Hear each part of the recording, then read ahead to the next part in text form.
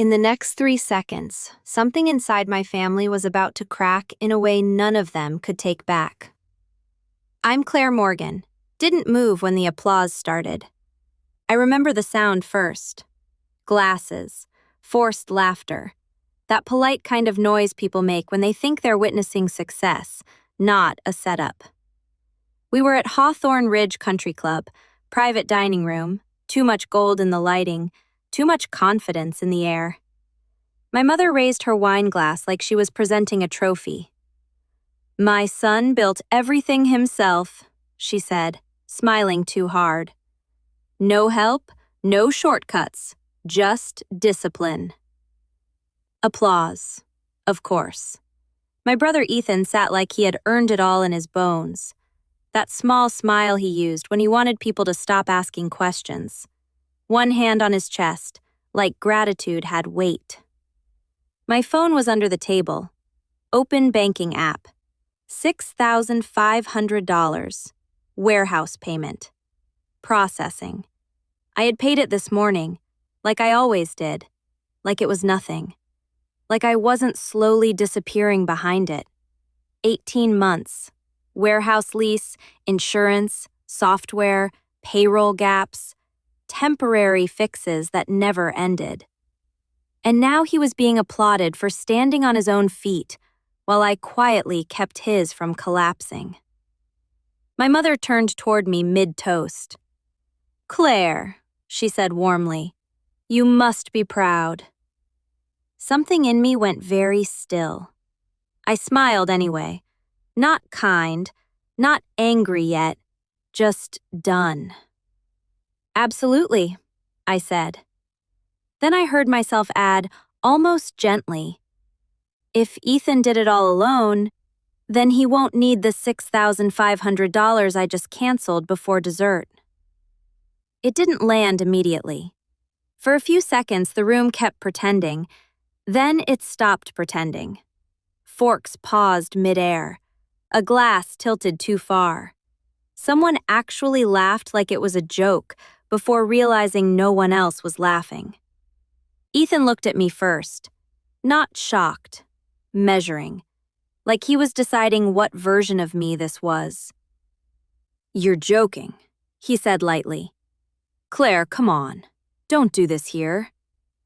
His voice was calm, too calm, that performance voice. My mother blinked. "What do you mean, canceled?" I didn't look at her. I looked at him. "The warehouse lease renewed this morning," I said. "Insurance is due Friday. Your dispatch system locks tonight. Payroll bridge you were handling Monday? That's gone too." A pause. Then I added, quieter, "Want the rest?" Something shifted in his face then. Not panic yet. Recognition. That was worse. "You wouldn't," he said. I slid my phone across the table. "I already did." That's when the room changed temperature. My mother whispered my name like it was something sharp. "Claire, fix this." Fix it. That word. Like I existed for damage control. Ethan stood so fast, his chair scraped back. "You're insane," he snapped. "You're trying to destroy me because you can't stand me doing well." I stood too, slower, so he had to look at me. "I didn't destroy anything," I said. "I stopped carrying it." Silence again. My father finally spoke, slower than everyone else. "Ethan, is this true?" That question hit differently, because Ethan didn't answer right away. He looked at me instead, and in that look was something almost like irritation. Not guilt, not shock. Annoyance that I had made it visible. That told me everything I needed. The applause from earlier felt stupid now, like it had been clapping for a trick. I picked up my purse. "I hope the self-made version of you can handle the bill," I said, and I walked out. No dramatic exit, No final look back. Just air. Outside, it was colder than it should have been. My phone started lighting up before I reached my car. Ethan. Mother. Ethan again. Then my father. I stared at the names without answering, like they belonged to a different version of me that still reacted. I didn't react. Not this time. At home, everything felt too quiet. Even the silence felt loud. I made coffee I didn't really want, sat down anyway, opened a folder I had named Ethan Support. I don't remember when I made it. Maybe that says something.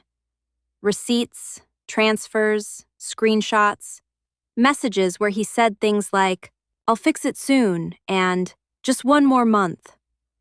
One voice note sat at the bottom. "You're saving me, Claire. No one needs to know." No one needs to know. That was the whole thing. He didn't want help. He wanted invisibility, so he could still be the hero in his own story. At 12:07 a.m., the first message came. "Dispatch system locked me out. What did you do?" No greeting, no please, just that. I didn't reply. 12:18 a.m., routes gone. 12:41 a.m., stop this. Then silence again. Except it wasn't silence. It was fallout starting to breathe. I turned my phone face down and slept anyway. The next day at work, Natalie found me staring at a spreadsheet I wasn't reading. I told her everything. I expected judgment or advice or that familiar line about family being complicated. She just asked, "How long were you the backup plan?" That question stayed in my chest longer than anything else, because I didn't have one answer. I had years. By evening, my mother called again. "He could lose everything," she said. I stared at my reflection in the window. "Then it wasn't stable," I said. A pause, then softer. "Mom, I was the stability." She didn't respond to that. Ethan tried something different that night. A photo of us as kids. Caption: "Some people forget family." I looked at it longer than I should have. Not because it moved me, because I remembered who I used to be in it. Then I blocked him. Not out of anger, out of finality. Things didn't collapse loudly after that. They just started failing in small, undeniable ways. Drivers quit, clients pulled back, confidence evaporated faster than money ever could. Then came the posts. "I was betrayed.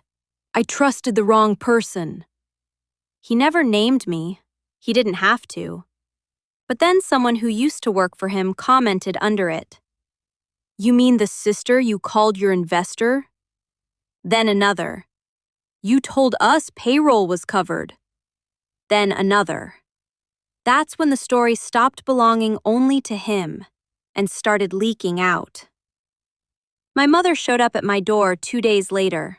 No warning, no performance, just her standing there like she had lost the script.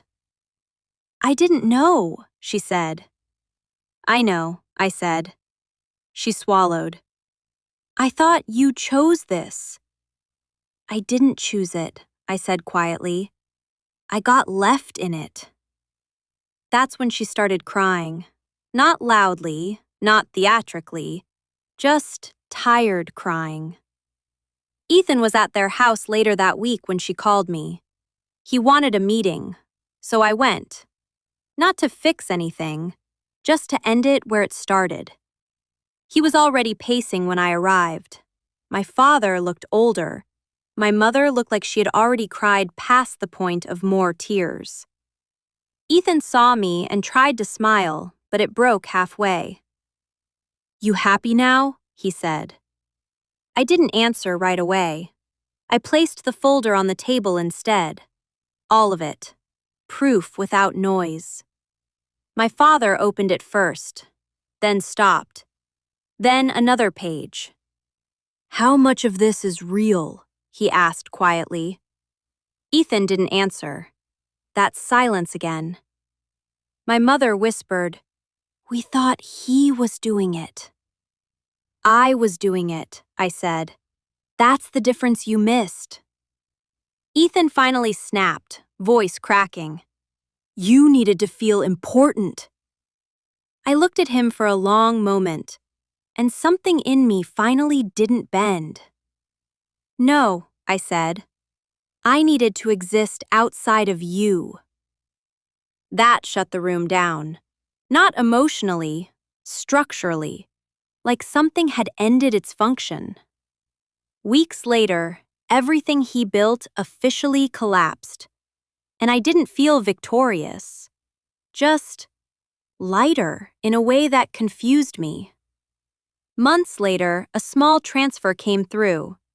$200. Note: starting repayment. I stared at it for a long time, then replied, "Keep going."